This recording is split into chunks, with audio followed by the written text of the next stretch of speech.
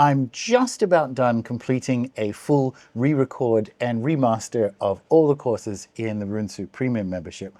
And it's turned my mind to, what would I do differently? After 30 years of doing magic and 10 years of teaching them, what would I do differently if I was starting again today? So in this video, I'm going to take you through a bunch of things that I definitely would do differently that would potentially save you years of going around in circles. And I do mean years. Ask me how I know. So let's jump in. In no certain order, I have made this list. Number 1, dismantle your culturally inherited theory of mind and salt the earth. Don't save it. Don't try and get the theory of mind that came with you and your culture to work with magic, because it won't, and it will require magic to bow its head and to fit into boxes that don't serve it and are generally and almost always completely wrong. The theory of mind, trying to hold on to the culturally accepted theory of mind, is going to slow up your progress faster than almost, or more than almost anything. So that's it. Dismantle, dismiss the theory of mind. We made a bunch of mistakes about 200 years ago, and we've been slowly recovering since then. But you can just skip the queue. I wrote a whole book about it. You can read Animistic, but you can just skip the queue and go, all right, no, there's some stuff we didn't do right. We can either wind the clock back or look horizontally. Number 2, inner work. And I'm sure this is actually an age thing as well, because you sort of hit that midlife point and make the inward turn. But when it comes to a magical goal, every situation is an opportunity to surface what I call the miracle layer. And what you do is, it's almost like the Marge Simpson question, like, do you want it done well or fast? And Marge says, well, like all Americans, I want it done fast. And when it comes to the need and the necessity for a specific magical outcome, you want to turn that around and go, why that specific outcome? Have a process of surfacing why it is your conscious mind is fixating on this particular expression of an underlying goal. Now, some results will be emergencies, right? There will be health emergencies. Some will actually require, oh, there's nothing, it's not hitting anything inside. This is a time-based emergency. And that's fine. Some of them are that. A lot of the times it's not. A lot of the times you are fixating on a conscious level, on an ego level of a particular expression of a goal. And if you pause and go, okay, why does the woman need to look exactly like this? Why does the job need to look exactly like this? You'll find something. And you'll find what the totality of your being, the psyche, is actually looking to heal and transform. It's just that it's showing up to your puny conscious mind as this particular version. So if I was going to start again, theory of mind and inner work, and that alone, that alone, starting there or moving priorities in that direction, good work. That's going to save you years. And I want to say, this looks like going slow in the sense of like, oh, why do you want that particular goal? It's like, just shut up, I need a job. It looks like going slow.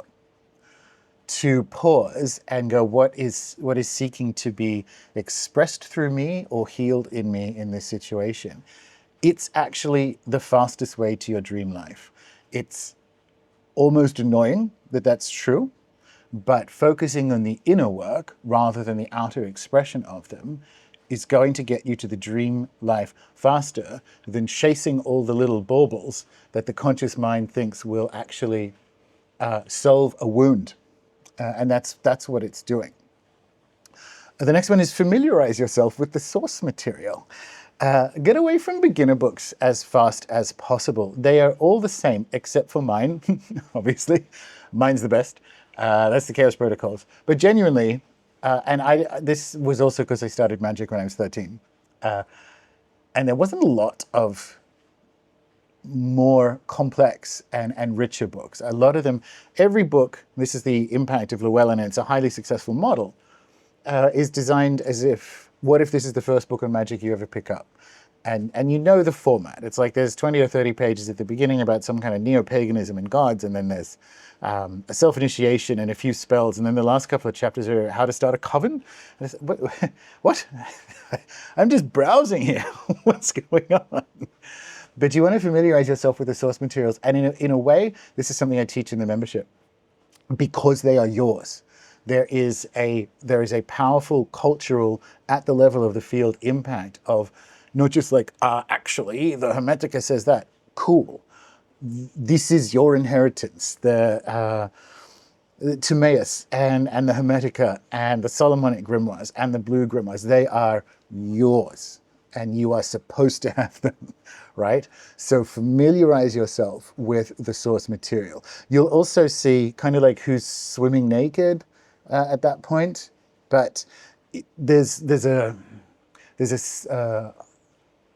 is part of what you, if you are called to magic, it is part of your role in life to claim that material. And that also means like, only defer to academics as much as is necessary. And double for the ones that are playing dress up on YouTube. These people don't, magic isn't theirs, it's yours. If you're doing magic, it's yours, okay? So don't trust the secondary takes in Magic Land, and also be aware that, and I said this in Starships, they're playing in our sandpit, you're not playing in theirs, and there's a level of, there's a boundary limit of what you can get from academics, because they have chosen a life of penury and lying to themselves about, and also I don't know how you could psychologically trust someone who would devote their lives to something they don't think is real. But there's use, and I have gratitude for, I would say, primary researchers and academics. Like I said, less so the talking heads. But only defer to them as much as is necessary. And I've had experiences with, very validating experiences around the world with anthropologists in Ecuador and so on, where as a practicing magician, I can run rings around their tentative, range-bound to materialism analyses. And I get the positive feedback from an indigenous context. So familiarize yourself with the source material, because we need more practitioners to know it so that you can do the actually back at them. Because there's a final piece on that. There is a difference between declarative and procedural knowledge. Declarative is a talking head on YouTube. Procedural is a curandera who has been working for 30 years, 50 years, okay? Declarative is like, this is, this is what happened in the blah, blah, blah. Procedural is, here is how you extract a hostile entity from someone's energy field. You want to be in the procedural knowledge. So declarative has some use, some orienting use, but the hierarchy is in the process of being reversed, okay? So familiarize yourself with the source material. It's part of your inheritance and contribution that you make to the recovery of magic in the West, I guess. Cross-cultural comparison is the ultimate unlock. Because I'm here in Paraguay now, in South America and so on. When I say cross-cultural comparison, you want to find people for whom the practice of magic is normal, okay? In a recent video, I spoke about the Italian anthropologist Ernesto Di Martino, who kind of observed that cultures that have normalized magic get more extreme magical results. And that's part of it. But it's also very validating to understand that if you're crazy, all of Paraguay is crazy. You know what I mean? But you can also see what the uninterrupted expression of magic in everyday life looks like. And it's a challenging thing to say like that, because it actually blends into life until it doesn't exist as a separate thing. So you couldn't do, this is a true statement? Let me think about this. You couldn't do Paraguayan magic. You couldn't have a Llewellyn book like you can apparently with Irish Wicca or whatever. You couldn't have a Paraguayan magic book because you would, I've used examples amongst the membership like Saint Blas for the throat because of the usual saintly stuff. If you cough or have like a sneeze or even a hiccup situation here, some people will like tap their throat and say San Blas.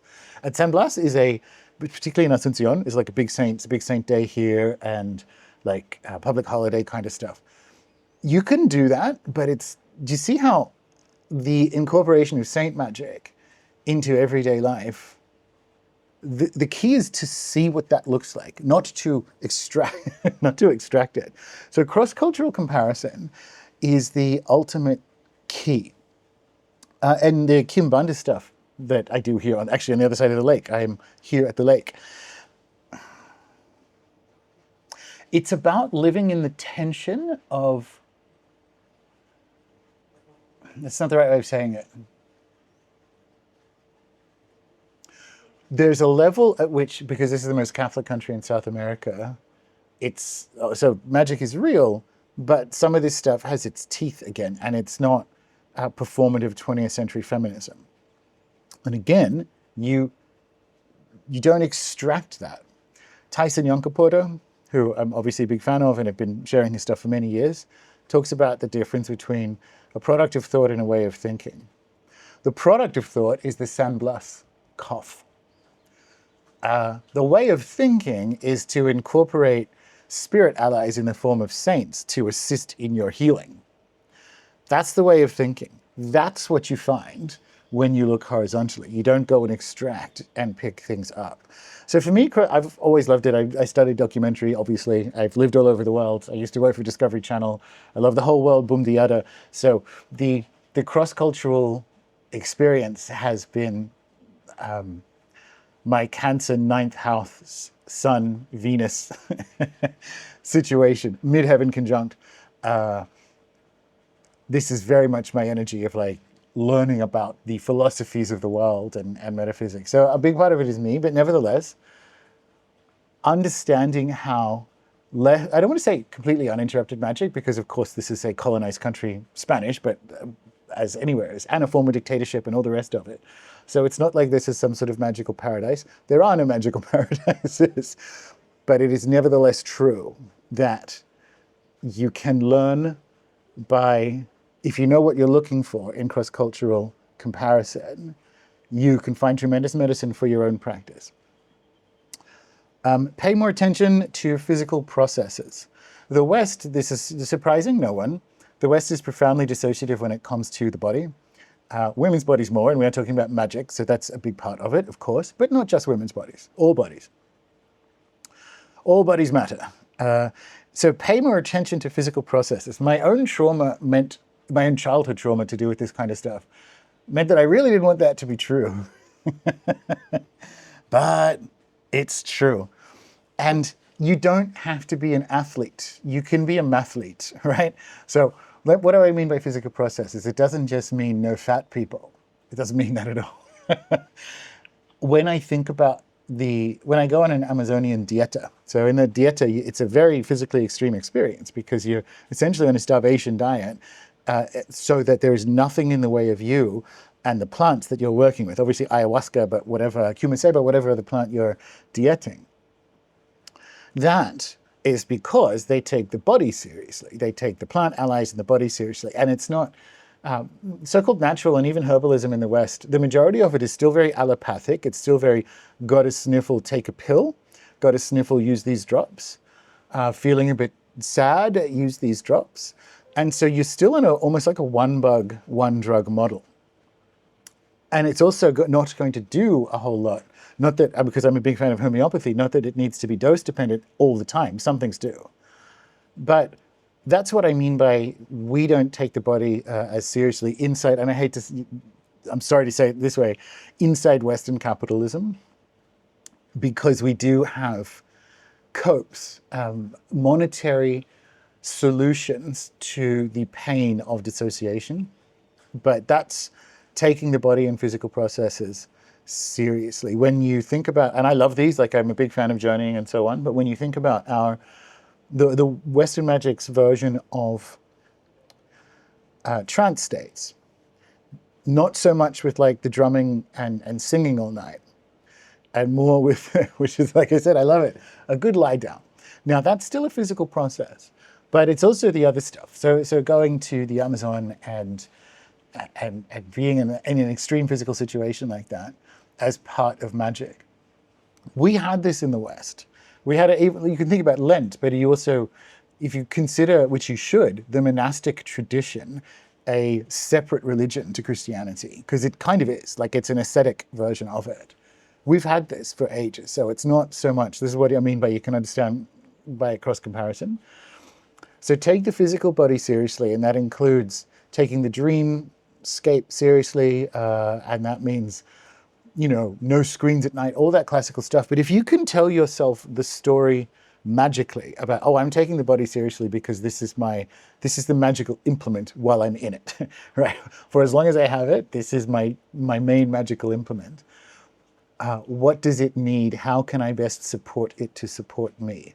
And I had some trauma that meant that I was somewhat running from that idea for a long time, but it's nevertheless true.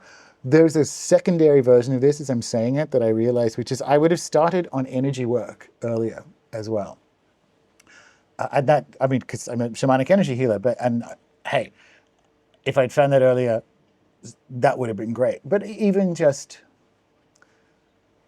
knowing more about Chinese medicine, and I have a good acupuncturist in the Valley, but like taking that seriously from a bodily perspective as well, because that is a place where the West, for want of a better word, certainly the modern West, lacks in a way that nowhere else does. I can't think of a place on the planet, Polynesia, Melanesia, Australia, Africa, China, obviously, traditional Chinese medicine, India, certainly. And you could even do, like, if you think about Russian and Eastern European, like sweat traditions, like lodges and so on, and even saunas, that's one of them. But all around the world, there is some sort of energy practice that we have, like, you have to go to some real snake-handly Christians to get like the laying on of hands. And I appreciate that there's a lot of pushback on that. In the caveat, well, not the caveat, a follow-up to take physical processes seriously is to find an energy modality. We have a whole energy healing, energy magic course in the membership anyway, but find a modality that works for you and either have access to it or be sufficiently good to your own satisfaction at it. Have a wall plug. Number 6. This is another thing that would save you years and years and years of time. When we first did the Greek Magical Papyri course amongst the membership, the thing about the Greek Magical Papyri, when you look at the demotic and like little spells at the end, like the 1 or 2 sentence, like say this word and Horus will send a dream, or like a snake will strike down your enemy. And you think, really, one word is as easy as that, is it? Wow. It's not. The current best guess at where the Greek Magical Papyrus documents came from was from and there's some pushback on it at the moment, but I still think the counter argument is weak. I still think the best is that it was a jobbing moonlighting sorcerer who was also an initiated priest, which meant that he had what we call a wall plug, which is initiation and spirit contact. In a recent video, I spoke about how, according to Martin Prechtel, the spirits, they need a year of you being devoted to them before they can even see you. So when you look at a little spell that's like, oh, just do this one thing and it'll work, throw some fucking salt. Yeah. For the curandera, who's got 30 years of experience dealing with her, what I call a spirit team, but her saints and her ancestors on a daily basis, she has a wall plug. She has power that she can plug in that allows you to do these things. And the wall plug for the membership has been a very useful frame of like, oh, I get it now. And it's not that they're all the same. I don't want anyone to think that idea. But to some extent, depending on what you plan to do, the wall plug itself doesn't necessarily matter. We have available Reiki attunements and things in the membership, right? So that counts because you actually put in a current, put in a lineage. Of course, if you are going to do some like Macumba or Kibanda or what have you, like you need to find a house and you need to find like the head of the house is going to help you find your spirits.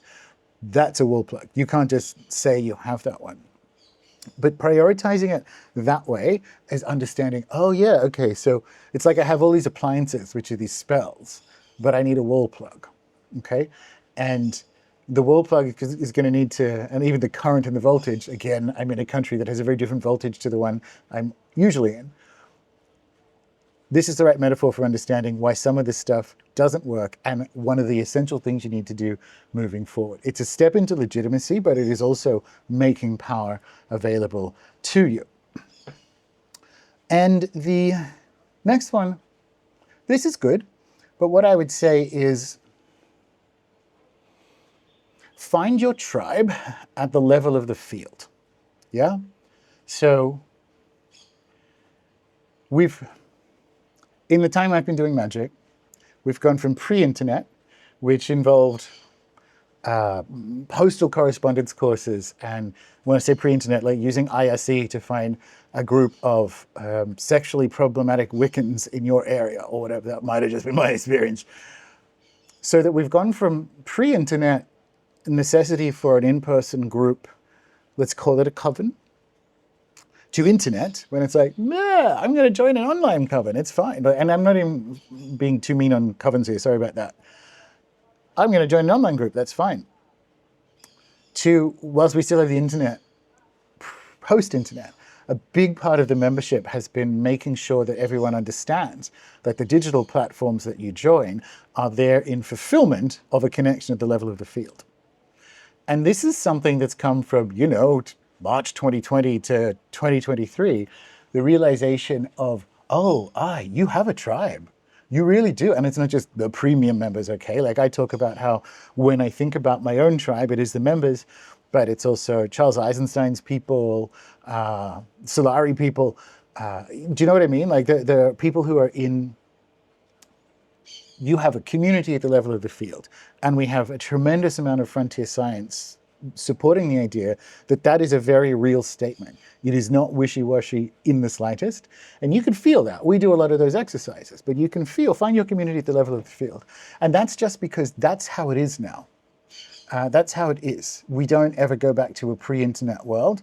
We might miss it for a few years when we get EMP pulses with World War III, but we don't go back to a world where it's like, oh, I guess I'll join this Rosicrucian postal correspondence course and pin up a notice at the local library, which doesn't even exist anymore, and hope for the best. When you understand digital systems as being able to connect you in a real and meaningful way at the level of the field, the digital systems do nothing except direct your awareness if you're doing that correctly. It's incredible. And it's a powerful sense of belonging wherever you are. And it's funny, it's probably meant to be this way because we are getting more isolated. And that's the reality of, I would say, like an uneven, which is just how it works, the uneven arrival of like an Aquarian, like a Pluto and Aquarius era. At the end of the Pluto and Aquarius era, we might have actually shaken off some of the rough points around how togetherness can be solved or entertained when physical bodies aren't in the same place. I actually have high hopes that that's one of the things that will happen by the time Pluto leaves Aquarius. But we're in this rocky phase now, or bumpy phase, and I'm okay with that. Like, as long as you can direct your mind to like, oh wow, there's actually, because it can be very lonely making as the world goes insane. It's actually very nice to know that, oh, I'm not actually alone. There's just no humans around me at the moment. But at the level of the field, we're still there. And if I knew that from the beginning, I would have approached some of my very early digital connections, like when I was a teenager and had all these friends who lived in like weird, beautiful little flyover states. There was one girl I was so in love with. She lived in an old school, like her parents had bought a school and they lived in it in, I want to say Minnesota, somewhere like that. And we just got on so well. And if I'd known that that was a real connection rather than essentially a pen pal that I was never going to meet, different sense of belonging. So that's, if I think about what would shorten the time frame to, I don't know, if not competence, although I am a little bit good at it, then comfort. in magic, in the doing of it, in the experience of it, in the indwelling in it, these would be the things. And I will go back over my list.